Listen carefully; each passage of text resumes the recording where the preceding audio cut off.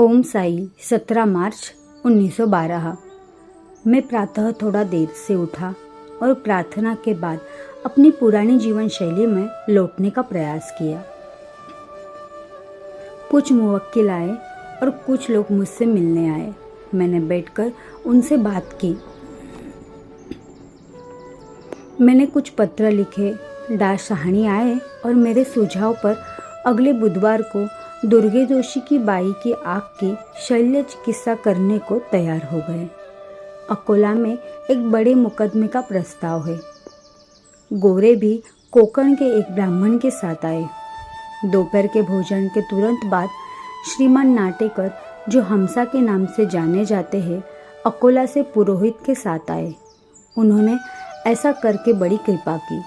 वह एक धार्मिक व्यक्ति है, योगिक तपस्या करते हैं और उन्नत शक्तियाँ प्राप्त कर चुके हैं। हम उनके साथ बैठकर बात करने लगे। हिमालय में उनके अनुभव अद्भुत है और मैं उनके बारे में सुनते हुए कभी नहीं थकता। वी.के. काले और करंदीकर हमारे थियोसोफिक समाज में जाने के लिए आए, पर हमसा के मेरे साथ होने के कारण मैं नहीं गया।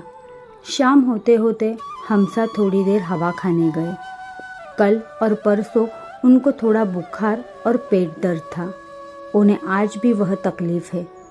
मैं बामणगावकर, वामनराव जोशी, भाऊ दुरानी, बाबा पालेकर, श्रीराम और अन्य लोगों के साथ छत पर बातें करने बैठा।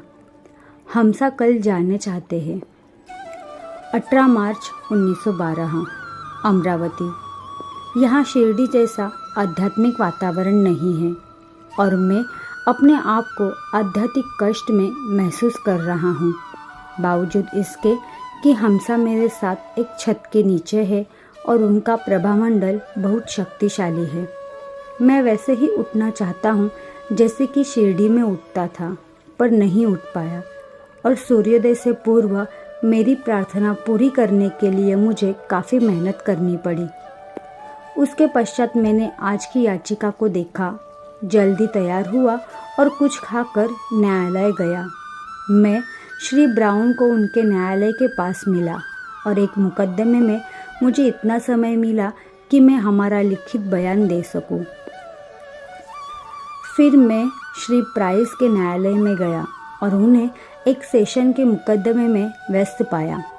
वह याचिकाएं नहीं सुन सकते थे, अतः मेरा काम खत्म हो गया।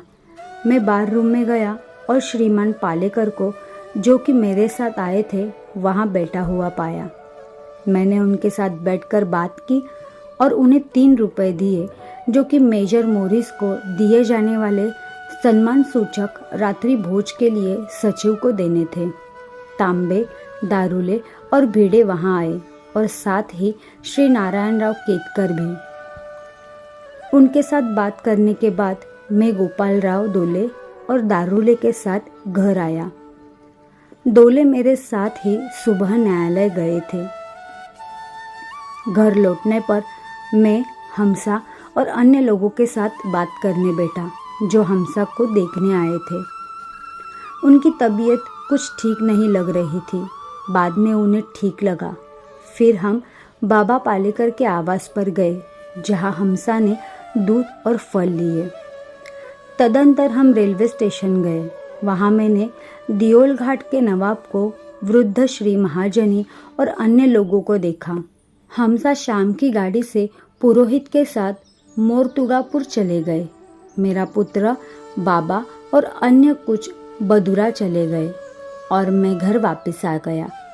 मैं करंदीकर, वी.के. काले, वामनराव जोशी, जयराम पाटिल और अन्य लोगों के साथ छत पर बैठकर बात करने लगा। बाद में मुझे वह वी जोशी का एक पत्र मिला, जिसमें कहा गया था कि मुझे श्री मोरिश के प्रतिभोज में सम्मिलित होने से मना किया गया था, क्योंकि उसे श्री स्लाय और दूसरे प्रसन्न नहीं करते।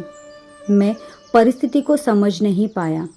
यह प्रतिभोज बार में बेंच की ओर से दिया जाना था और मुझे उसमें सम्मिलित होने का पूरा अधिकार था।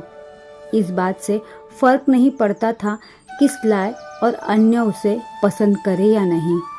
हम बैठकर बहुत देर तक बात करते रहे। 4 जून 1912 अमरावती।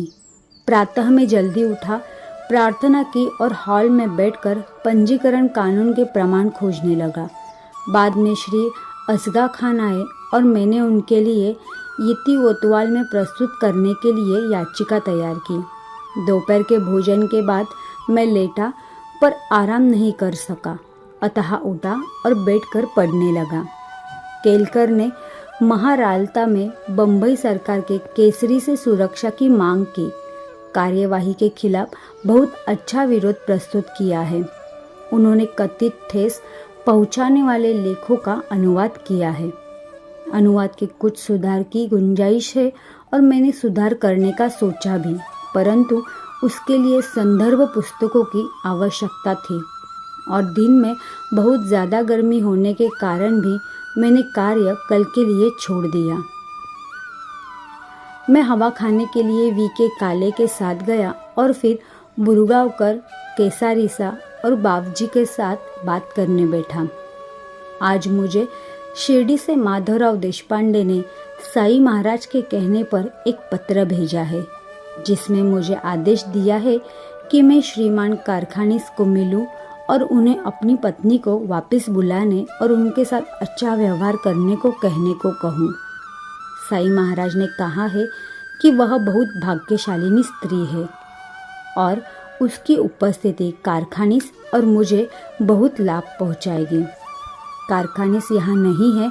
जब वह अपनी छुट्टी से वापस आएगा तब मैं अपनी ओर से पूरी कोशिश करूँगा। 5 जून 1912 अमरावती। मैं रोज़ के मुकाबले ज़रा जल्दी ही उठ गया, प्रार्थना की और फिर कुछ देर बरामदे में घूमने के बाद हॉल में बैठा। मुझे साईं बाबा के श्रीमती कारखानीस के विषय में दिए गए आदेशों को लेकर कई पत्र लिखने हैं। मैंने माधवराव देशपांडे, शिरडी के गोपालराव जोशी और स्वयं साईं बाबा को भी पत्र लिखा। फिर मैंने एक पत्र श्रीमती कारखानीस के पिता को भी लिखा। दोपहर के खाने के बाद मैं कुछ देर लेट गया और फिर बैठकर पढ़ने लगा। मैंने दोपहर को भी कुछ पत्र लिखे। वीके काले उपनिषद के पठन के लिए कुछ जल्दी आए, पर इतोतवाल के श्रीमान भाऊजी पेशवे आ गए और हम बैठकर बात करने लगे। बेचारे पेशवे दिमाग से कुछ प्रभावित है। वह कोई काम नहीं करते और सबसे बुरी बात यह है कि वह अपने ही लोगों और संबंधियों से नफरत करते हैं। उनके वृद्ध पिता स्वाभाविक रूप से बहुत चिंतित रहते हैं। मैंने शाम की सैर पेशवे और वीके काले के साथ की। बामणगांवकर भी आए। हमने बैठकर वीके काले का लिखा हुआ एक निबंध और मांडुक्य के एक भाग का पठन भी किया। वहाँ कई मुवक्किल भी थे। मैंने उन्हें कल सुबह आने को कहा। रात को बाबूजी और जयंत राव आए और हमने बैठकर बात की। 17 जून 1912 अमरावती।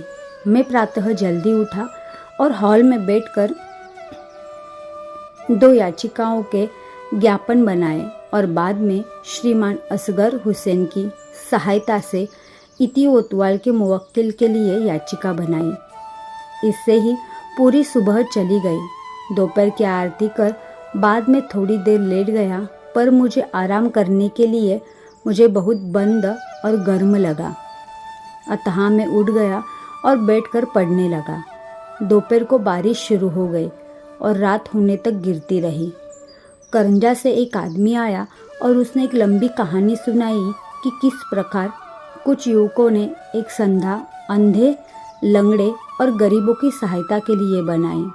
किस प्रकार उन्होंने छोटी सी धनराशि एकत्रित की और उसे पहले बापू साहेब घोड़े, फिर जोधा के और फिर एक पालोस्कर के साथ रखा, लेकिन कभी भी संतोषजनक रूप से उसका हिसाब नहीं दे पाए। पुलिस को उसकी भनक लग गई और वह सब पूछताछ कर रही है। बाद में वीके काले, असनारे, गोड़ बोले और हमारे अन्य लोग आए और हम बैठकर बात करने लगे। मुधोलकर के विरुद्ध मुकदमा दायर कर दिया गया है। वह हिसाब किताब के सिलसिले में ही है। इसके पश्चात कारखानीस आए। मैंने उन्हें माधवराव देशपांडे द्वारा साईं महाराज के कहने पर लिखा गया पत्र पढ़ने के लिए दिया। उसने कहा कि वह साईं महाराज के प्रति गहन श्रद्धा रखता है और उनकी हर बात मानेगा, सिवाय अपनी पत्नी के मामले को लेकर। मैंने उसे जाकर साईं महाराज के दर्शन करने को कहा। उसने कहा कि वह अभी ऐसा नहीं करेगा और अंत में मैंने उसे रोज साईं महाराज की पूजा करने के लिए कहा और वह ऐसा करने को तैयार हो गया। उसके जाने के बाद बाबूजी आए और हमने बैठकर बात की। वह अपने साथ एक मोची को लाए। उसने मेरे पैर का नाप लिया और कहा कि वह मेरे लिए एक चप्पल बनवाएगा। हालांकि बहुत बारिश नहीं हुई थी, पर हमें अच्छा और ठंडा लगा।